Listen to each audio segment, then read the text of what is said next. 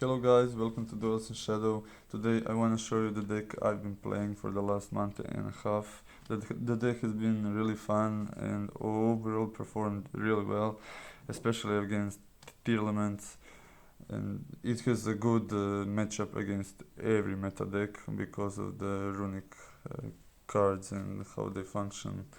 The deck is really good in this format, and I would advise you to try it at least because it's really fun. So let's start with the Naturia cards. Playset of Mole Cricket, playset of Camellia, one brick the Sunflower, the only brick in the deck, two Blessing and three Sacred Trees. The Naturia package really fits well besides the Runic package because it gives you synchros level 6 and 10s really easily, and both engines are grindy. Those cards are not once per turn, so the engine is overall pretty strong in my opinion, because the monster negate, the grindiness, and the overall one card combo. You want to draw the Sacred Tree to discard it off Hugin, and you start off really well. Next, the Runic package. Only two fountain, you don't need a third, you recycle them with the dog. And now the playset of every good Runic card. So the tip, freezing curses, flashing fire, destruction, and slumber. You don't need more of them. This is a 41 card deck. You want to see at least two of them, and you don't want to draw the bricks, the other Runic bad cards. So I think this 15 of the main and 2 fountain is overall a good number. You don't need more or less. Runic cards help you against every deck possible. They're so versatile, just like Sky Strikers. They're a really good engine just by themselves. They're grindy. So Bystials really fit well in this deck because they're level 6. They can put pressure on board because we don't have that, because we don't have battle phase. So I wanted to play 6 Bystials. I think this is enough. You don't want to see the Saranir. You have a great matchup against tier overall, so 6 Bystials should help you. Also, a Bystial and a Naturia Camellia give you a synchro level 10. So drawing both of these is not bad as well, because Druisworm clears off boards. It's a little bit hard for us to clear boards because we don't have battle phase. So you want to see Druisworm, and that's why we play 3 Magnamut. I play 1 Saranir in the side deck for another target for Magnamut if we play against tier, but you don't need any more Bystial than this. For the last 6 cards, I opted not to play the Ishizu cards because they have been really bricky for me, and I didn't want to finish my combo and end with Ishizu cards in my hand, which happened pretty often. So you don't want to, it's a worst draw of fountain and you don't want to happen.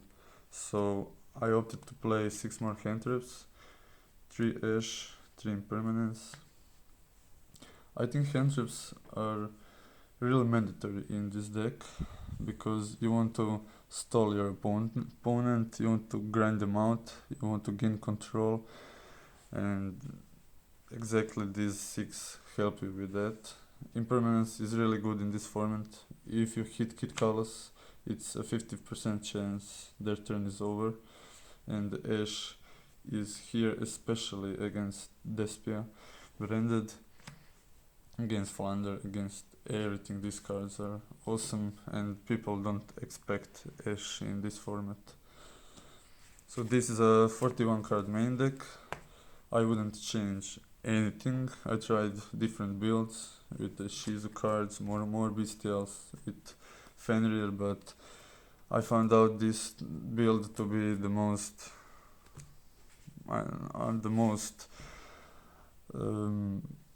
broken out of them all, because it's most consistent. It is, you want to see the cards, you see the cards you want, you don't draw into bricks, you have only one brick and it's a sunflower, you can discard it off of Hugin.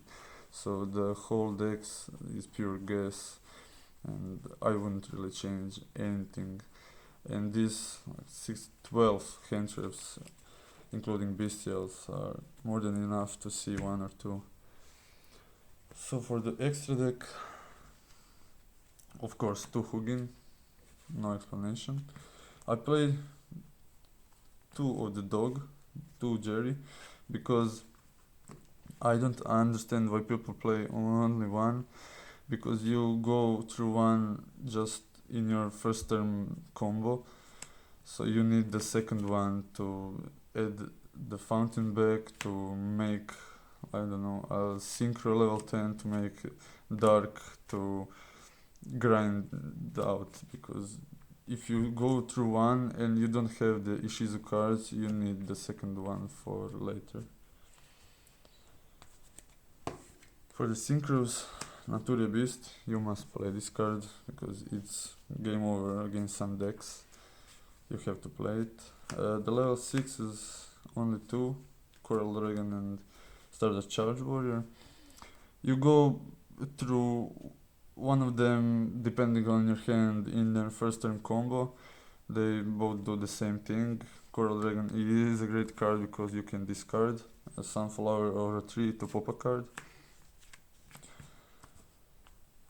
For the next two synchros, level 10 synchros, Changing and Baron. Usually you go into the Baron the first turn, or you go into Changing if you play against Tearlaments.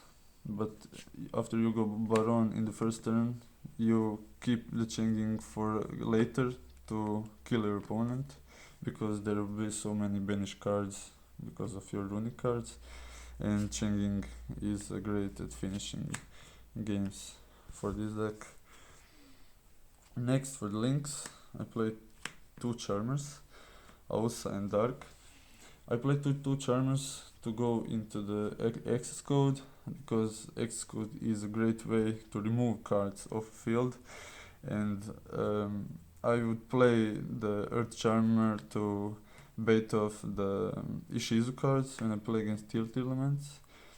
You must play this, and you must play this as well, because you need to remove your Druid Swarm for him to activate the effect, and very often you go Hugin and the Druid Swarm into the dark and go for their Druid Swarm or whatever dark, to go into the Unicorn, to go into the Execute Talker. This is mandatory, you must play this. And the last 2 cards, the Dweller and the Baguska. You must play both of them. Baguska is here. When they shifter you, you go Jerry and Camellia into the Baguska against Flounder if they shifter you, so they can get past it, because the Mole Kraken doesn't need to go to the graveyard to activate the effect. You can just tribute it, summon Camellia and 1 Runick card, Jerry, and make the Baguska if you get shifted. And the Dweller is here because of the Tier Elements. No explanation needed for that.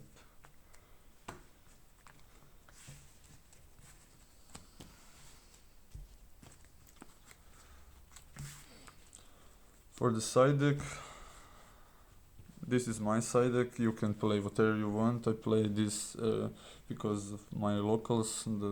I have made it to kill the Flounder tier matchup. So the 3 Gamma.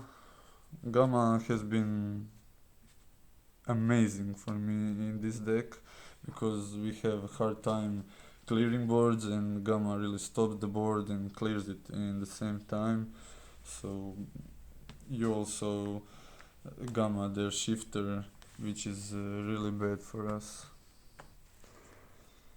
3 Nib. Nobody expects Nib at the moment, and it's good against Sprite, and Sprite is, in my opinion, the only bad, the worst matchup for this deck, because they can make huge boards off of 2 cards and still have 3 hand traps in their hand. So Nib is a mandatory card, and nobody expects it. Even in tournaments, you can play Nib because the Roll Callus is the only card that stops it. But if you play it right, you can Nib and really hard. Next, I opted to play 3 Regekis because I said we have a hard time clearing boards. So Regeki is the best card in that solution. I play Regeki because of Flander mostly, and it also clears Despia boards as well. So Regeki paired up with Gamma, paired up with 3 Ash, 3 Imperm. You won't lose to a Flander player for sure with this, and also with all the Runick cards. So as I said, we have a hard time clearing boards, so Regeki is a great card in that case, especially against Flander, against Exosister, against any board. People don't expect Regeki, obviously. 3 Triple Tactic. This is the only card I put in when going first against most of the decks that play hand traps and against tier, because in most of the time one hand trap won't stop you, so you can look at their hand and get rid of the problem, or if they stop you, you can draw 2 cards. It's a great card against Flander as well. 1 Saronir, when play against tier, it's a name to search off of Magnamot if you already have the Druid's Form in your hand. So it's 1 additional Bystial I would play. Not more is needed. And the last card is Moonin. For the time, I tried to play Cowboy, but in a few cases Cowboy wouldn't help me, whereas Moonin did. It saved a lot of moments, especially if you have like 5 to 10 minutes more left. You make Moonin and after your combo and just heal every turn, and you won't lose that match for sure. So that's it. It has been over a month and a half I've been playing this deck with my locals, and it performed real well. I'm satisfied, and I would advise you to play in this format. Really fun deck, and thank you very much for watching, and see you in the next video.